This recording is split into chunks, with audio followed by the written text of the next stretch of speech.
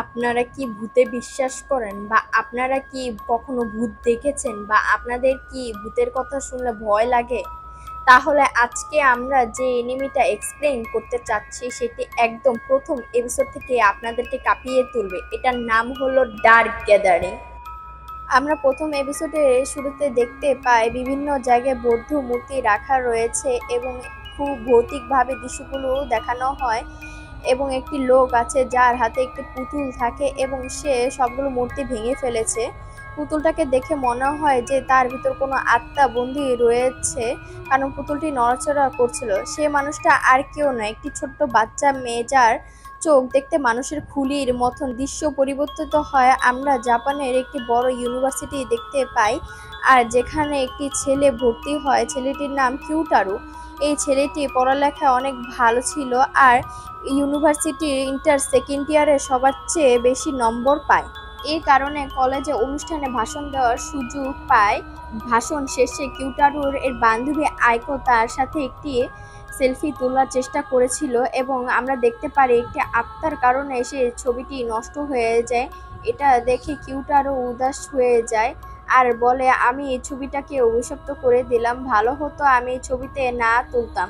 তখন আইকো বলে, না এটা আমার দোষ, আমি তোমার ছবি তুলতে বলেছি। তখন কিউটারু বলেন, আমি যখনই ছবি তুলতে যাই তখনই ছবি এরকম হয়ে যায়, এখানে তোমার কোনো দোষ নেই। তখন আমরা দেখতে পারি কিউটারুর এর আশেপাশে আত্মারা ঘোরাঘুরি করে। কিউটারু তার এক হাতে সবসময় হ্যান্ড গ্লাভস পরে থাকে। কিউটারু যখনই হাই স্কুলে পড়তো তখনই একটি খারাপ আত্মা তাকে অভিশাপ দিয়েছিল, যে কারণে তার বন্ধু অভিশাপে ফেঁসে গিয়েছিল। এরপর 2 বছর ধরে তার রুমে থেকে বের হয়নি। সে অনেক ভয় পেয়ে গিয়েছিল যদি সে আবার কাউকে অভিশপ্ত করে ফেলে। গত 1 বছর আগে আইকো তার ফ্যামিলির সাহায্যে আবার ঠিক হয়ে গিয়েছিল। তারপর আমরা দেখতে পাই আইকো কিউটারুকে বাচ্চাদের প্রাইভেট টিউশনি পড়ার জন্য রাজি করে ফেলে। কিউটারু একটি প্রাইভেট কোচিংয়ে চাকরিও পেয়ে যায় যেখানে আইকোর এর কাজিন পড়ালেখা করে। আইকো কিউটারুকে বলে, তুমি নর্মাল জীবনে এসেছো, আবার কলেজে উঠে একটি টিউশনি হচ্ছে, ভালো ব্যাপার হচ্ছে।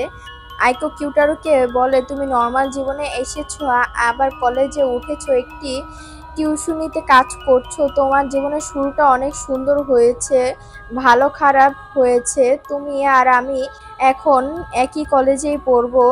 তারপর আইকো সেখান থেকে চলে যায়। পরের সিন, কিউটারু কোচিং সেন্টার যায় বাচ্চাদের পড়াতে।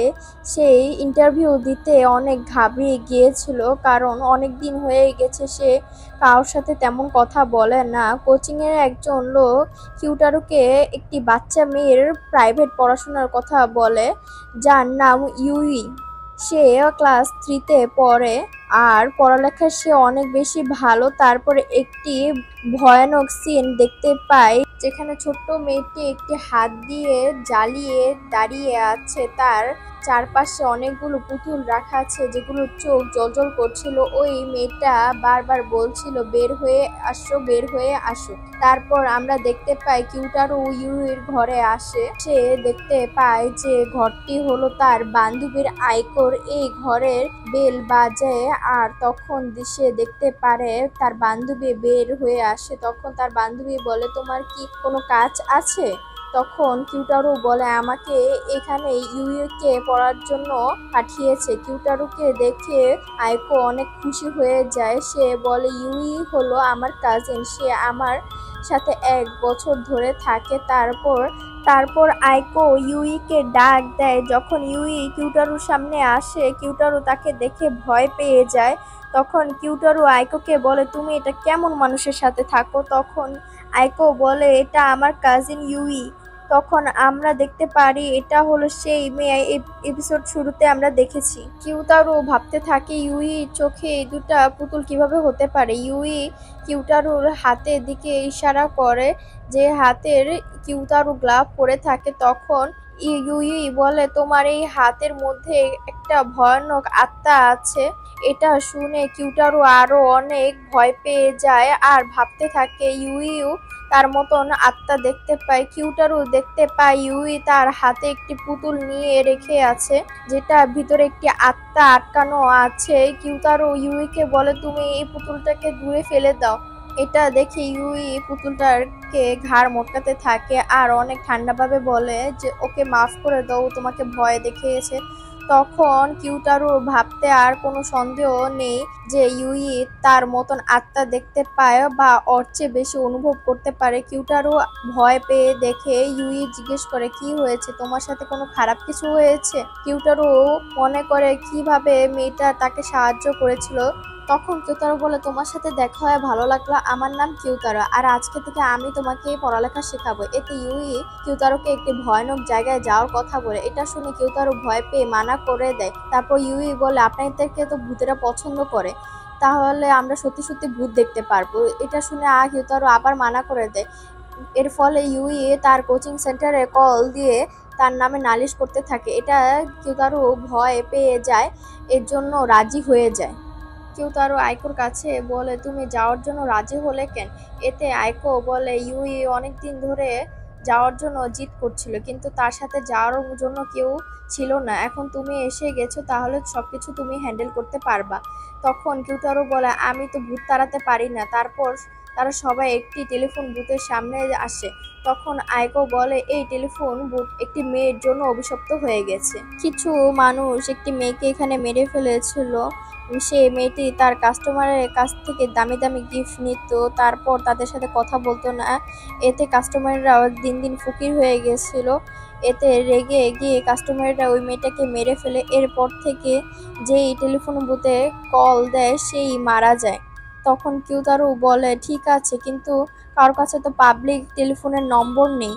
তখন আইকো বলে এই নম্বরটা একটি অনলাইন পেজ থেকে পেয়েছি। তখন দেখতে পারি ইউই সেই টেলিফোন বুথের ভিতরে ঢুকে যায়। কিউতারু গিয়ে তাকে বাইরে নিয়ে আসে, তারপর বলে তুমি কি ঠিক আছো? তখন ইউই বলে এখানে আমি কোনো ভূত দেখতে পাচ্ছি না। এদিকে কিউতারু আত্মার অনুভব করতে পারছিল। তারপর আইকো আর ইউই কথা শুনে কিউতারু টেলিফোন বুথে গিয়ে নম্বরে কল করে। তখন আমরা দেখতে পাই কিউতারুর একটি আওয়াজ শুনতে পায় তাড়াতাড়ি করো, যে কেনার সাহায্য চাচ্ছিলাম। এদিকে টেলিফোন বুথের কাচের মধ্যে রক্ত চিহ্ন শুরু হয়ে গেছিল, যেটা দেখে তারা সবাই অনেক বেশি ভয় পেয়ে গেছে। তখন ইউই তার একটি পুতুল টেলিফোন বুথের ভিতর ফেলে দেয় আর টেলিফোন বুথের দরজা বন্ধ করে দেয়। তারপর আমরা দেখতে পাই ভূতটি সেই পুতুলটিকে পুরো ছিঁড়ে ফেলেছে আর টেলিফোন বুথের ভিতর অনেক রক্ত ছড়িয়ে যায়। এটা দেখে কিউতারু এবং আইকো অনেক ভয় পেয়ে যায় আর তারা তাড়াতাড়ি ঘরে চলে যায়। ঘরে ফেরার সময় ইউই বলে যে সে অন্য কাউকে মেরে ফেলেছে। ঘরে আসার পর কিউতারু ইউইর উপর অনেক চিল্লাচিল্লি করে আর বলে তোমার খেয়াল রাখতে হবে, আর তোমরা ঘরে মানুষ কি ভাববে। এরপর ইউই এবং কিউতারু পড়ার টেবিলে গিয়ে বসে। কিউতারু দেখতে পায় ইউই পড়ালেখা অনেক ভালো। এরপর কিউতারু ইউইকে জিজ্ঞেস করে তুমি কি সত্যি আত্মাদের দেখতে পাও? এতে ইউই বলে আমি এদেরকে ধরতে পারি। প্রাইভেট পড়ানো শেষ। আইকো কিউতারুকে বলে 1 বছর আগে ইউইর মা বাবা কার অ্যাক্সিডেন্টে মারা গিয়েছে। এরপর থেকে ইউই আমাদের সাথে থাকে আর ইউই ভূতের জায়গায় যেতে পছন্দ করে, কারণ তার মনে হয় সে তার মার আত্মাকে আবার দেখতে পাবে। তারপর আমরা অতীতে দেখতে পাই ছোটবেলা থেকে ইউই চোখে এই দুইটা পুতুল দেখা যায়, যে কারণে পুতুলগুলো দিয়ে সে আত্মা এবং মানুষের দুইটাই দেখতে পায়। একদিন একটি আত্মার জন্য ইউই মা বাবা কার অ্যাক্সিডেন্টে মারা যায়। এতে তার মা বাবার দুইজনেই মারা গেলে সে বেঁচে যায়। এরপর থেকে তার চোখে কি যেন হয়ে যায়, সে আত্মা এবং মানুষ দুটোই একসাথে দেখতে পায়। তখন আমরা দেখতে পাই একটি খারাপ আত্মা তার মাকে নিয়ে গিয়েছে এবং সে তার বাবার আত্মাকে দেখতে পায়, কিন্তু সে তার মায়ের আত্মাকে কোথাও দেখতে পায় না। এরপর থেকে ইউই তার মায়ের আত্মাকে খুঁজতে থাকে। তারপর ঘটনা আবার বর্তমানে চলে আসে। আইকো এইসব কথা কাউরিকে বলছিল, তখন কাউরি ইউইকে সাহায্য করার জন্য রাজি হয়ে যায়। এসব কথা ইউই আড়াল থেকে সবকিছু শুনে। পরের দিন ইউই আবারও কিউতারুকে সে টেলিফোন বুথের ওইখানে যাওয়ার জন্য জিদ করে। ইউই কেতারুকে একটি বুদ্ধার মূর্তি দিয়ে বলে এটা তোমাকে আত্মাদের থেকে বাঁচাবে। তারপর আবারও তারা সেই টেলিফোন বুথের সামনে যায়। কেতারু জিজ্ঞেস করে আমরা আবার কেন এখানে এসেছি।